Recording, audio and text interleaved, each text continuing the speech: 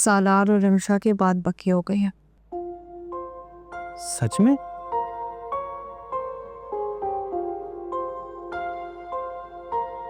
ये कैसे हो गया यार? सालार जैसा बदतमीज एरोगेंट इंसान रिमशा के साथ शादी के लिए मान कैसे गया? पता नहीं।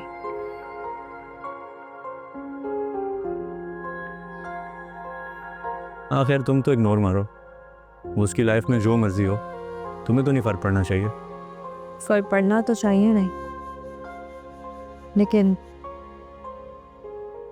जब जब सालार का ख्याल आता है मुझे खुद पर गुस्सा आता है। मैं कब से इतनी कमजोर हो गई कि उसकी मीठी मीठी बातों ने मुझे ट्रैप कर लिया। नहीं, खुद को ब्लेम मत करो।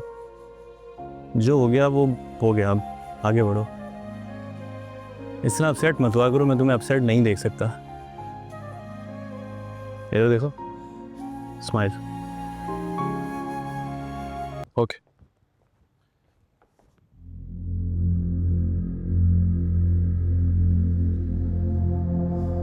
मुझे इस तरह इग्नोर नहीं कर सकते थे। रमशा मैं जो चाहे वो कर सकता और वो मैं करता हूं। किसी के कहने पर अपनी फीलिंग्स नहीं बदलता और ना ही अपनी जिंदगी किसी को बदलने दे सकता हूं। लगता है पापा से बात नहीं हुई तुम्हारी। हुई है ना, कुछ वक्त दिया उन्होंने मुझे। उन्हें ऐसा लगता है कि मैं तुम्हें एक्सेप्ट कर लूंगा। वो ये नहीं जानते कि ये गलती मैं कभी नहीं करूंगा। हमेशा फर्स्ट डे से तुम इस घर में मेरे लिए एक्सेप्टेबल नहीं हो। तुमने सोच भी कैसे लिया कि तुम्हें मैं अपनी जिंदगी में शामिल करूंगा? नहीं साला, तुम ऐसा नहीं कर सकते। तुम पापा की बात को नहीं टाल सकते, उनके बहुत एहसानात है तुम। कुछ नहीं भूलूंगा, सब याद है मुझे। लेकिन एहसानात का हरगिज ये मतलब नहीं है कि मैं अपनी जिंदगी बर्बाद कर लूं। सालार, मेरा नाम लेने की भी हैसियत नहीं है तुम्हारी। मेरी जिंदगी में शामिल होना तो बहुत दूर की बात है।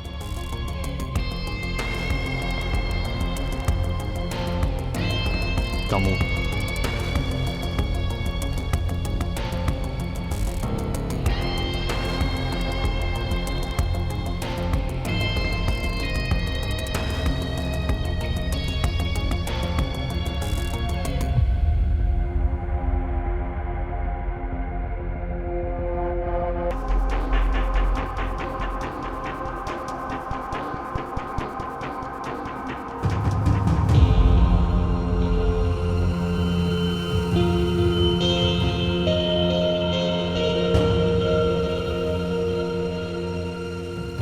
किस डेजिग्नेशन पर आपको हायर किया यहां पर?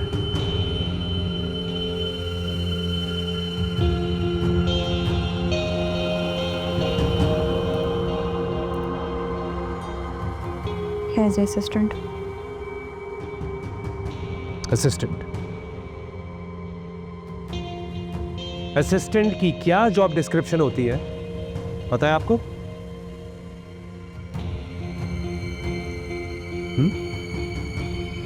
तो फिर मेरे मना करने के बावजूद उस मीटिंग को कैंसिल नहीं किया और खुद से लीड किया, क्यों?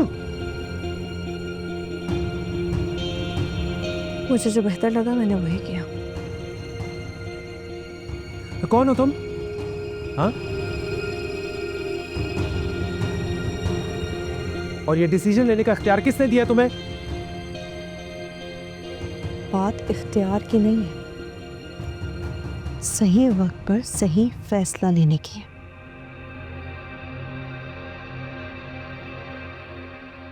आपके जो भी पर्सनल इश्यूज थे जिसकी वजह से आपने मीटिंग कैंसिल की, जो उसकी परवाह नहीं है।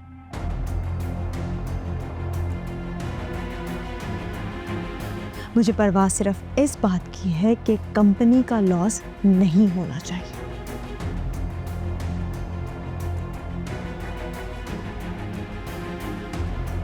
इसलिए मैंने मीटिंग कैंसिल करने के बजाय डील फाइनलाइज की।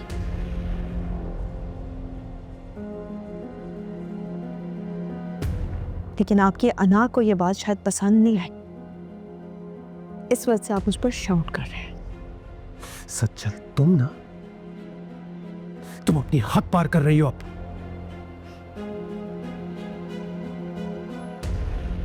हद पार करना आप जैसे अमीर जातों की आदत होगी।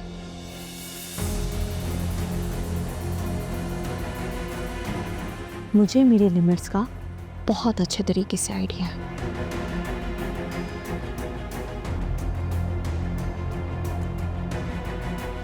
तो बेहतर यही होगा तो बिना किसी रीजन के आइंदा मुझ पर शाउट करने का सोचिएगा भी मत।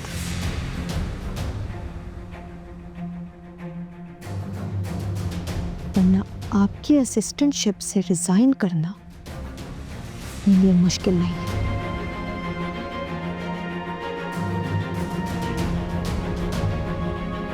मैं यहां पर सिर्फ इस वजह से खड़ी हूं कि कहीं मेरा जाना आप मेरी कमजोरी मत समझें।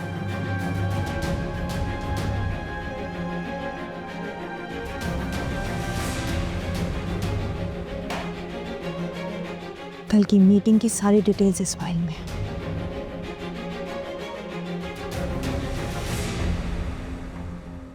बाकी मैंने आपको ईमेल कर दी है और आपके साथ साथ अंकल को भी ईमेल कर दी है।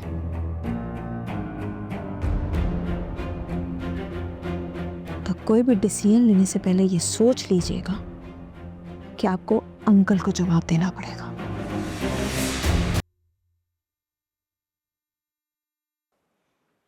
मैं तुम्हें ही फोन करने लगा था। कोई मसला हुआ है क्या? छपया। You sure?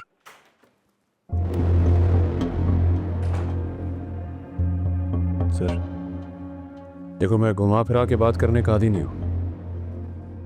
अब अलीज़ा उसी सूरत हमारे साथ जाएगी जब मेरी इनसिक्योरिटीज दूर होंगी। सर अगर आपको किसी बात का बुरा लगे। मेरा मानना है कि इंसान को ऐसी गलती करनी ही नहीं चाहिए जिसके बाद उसे इस तरह माजरत करनी पड़े। क्या?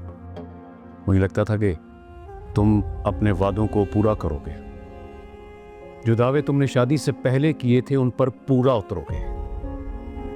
तुम्हारी हैसियत, तुम्हारा स्टेटस, सबको एक तरफ रखकर मैंने तुम्हारी बात पर भरोसा किया कि तुम अपनी हैसियत से बढ़कर मेरी बेटी का ख्याल रखोगे। तुमने ये साबित किया कि तुम पर भरोसा करके मैंने बहुत बड़ी गलती की। अब उसी गलती को ठीक करना चाहता हूं। सो अब तुम्हारे पास दो ऑप्शंस हैं। That's enough, Dad. That's enough. आप क्या बात कर रहे हैं? Options? What options, Dad? Life और रिश्तों में कौन सी ऑप्शंस होती हैं? लीजिए, हम दोनों बात करें, बीच में मत बोलो। बात? डैड आप बात नहीं, आप उसकी इंसल्ट कर रहे हैं। Please dad. You're crossing your limits. I'm crossing my limits? I think you're crossing your limits, Dad. That's enough, Dad. आप ताबिश की इंसल्ट नहीं कर सकते। आप क्या, मेरे सामने कोई भी ताबिश की इंसल्ट नहीं कर सकता। उस दिन जो कुछ भी हुआ, ताबिश और आंटी का उससे कुछ लेना देना नहीं था, डैड। मैं जो कुछ करती हूँ अपनी खुशी से, अपनी मनमानी से करती हूँ। But you know, it seems like कि आपको शायद मेरी खुशी की परवाह ही नहीं है। ठीक है, परफेक्ट, ऑलराइट। अगर आपको मेरी खुशी की परवाह नहीं है तो फिर मुझे भी आपकी खुशी की परवाह नहीं है। Tabish, let's go. Tabish, I said let's go.